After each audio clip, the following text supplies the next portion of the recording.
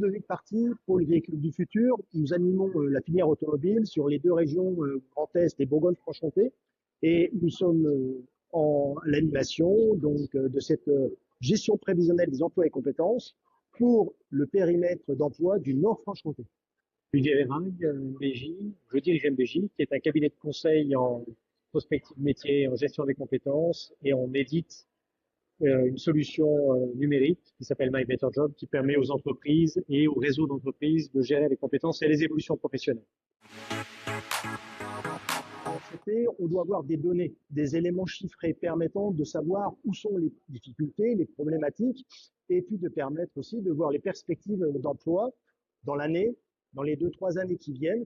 Et ces éléments permettent effectivement de pouvoir orienter les actions au niveau des formations, actions au niveau des recrutements, et donc de mobiliser l'ensemble du territoire autour de ces objectifs de transformation de la population active et des jeunes pour les formations. Je pense que c'est un diagnostic détaillé, précis, qui donne une estimation chiffrée des besoins de recrutement par métier dans le territoire et qui fasse le rapprochement entre ces besoins de recrutement et la capacité de formation à ces métiers localement.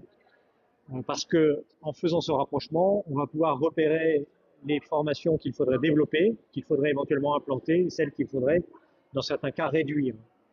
Donc il y a cet aspect chiffré, enfin il y a la précision technique et statistique des résultats, et après il faut aussi évidemment que les partenaires locaux de l'économie, de l'emploi et de la formation s'approprient ces résultats, en prennent la substantifique moelle et nourrissent l'élaboration d'une stratégie locale. Donc, dans le cadre de nos animations, nous avons fait des groupes de travail. Il y a un groupe de travail qui se réalise avec les entreprises et pour les entreprises. Donc, on les associe de cette manière-là.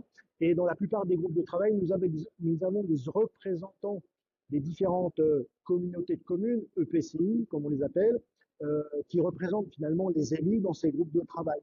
Donc, c'est une démarche qui est collective.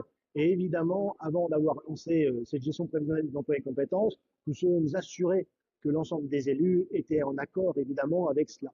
Maintenant, ils peuvent aussi, je dirais, mouiller le maillot, si on peut dire, pour aussi promouvoir cette démarche au sein des territoires.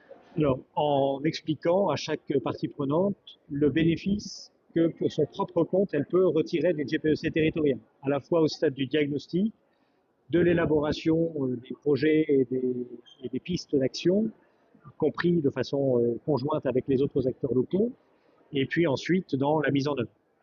Il y a de plus en plus d'initiatives, et depuis un moment d'ailleurs, qui consistent à partager l'information sur les entreprises pour éviter les déperditions de moyens et être de plus en plus pertinents dans la réponse à leurs besoins.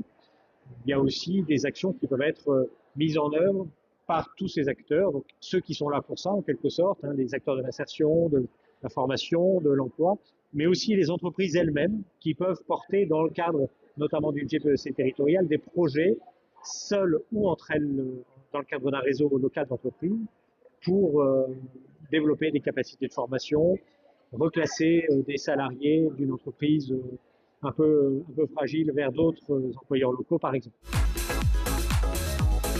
Moi, ce que j'attends et ce que j'espère globalement pour les acteurs élus ou techniciens du développement local, c'est qu'ils comprennent que la gestion des compétences et de l'offre de formation, et plus largement de la gestion des compétences par les entreprises aussi, c'est quelque chose de central dans les projets de territoire. Ça n'est pas un aspect périphérique lié à l'insertion et aux questions sociales. Évidemment que la lutte contre le chômage a un caractère social important et l'effort d'insertion aussi, mais fondamentalement, c'est déterminant pour le développement économique des entreprises et pour l'attractivité aussi du territoire vis-à-vis de l'extérieur.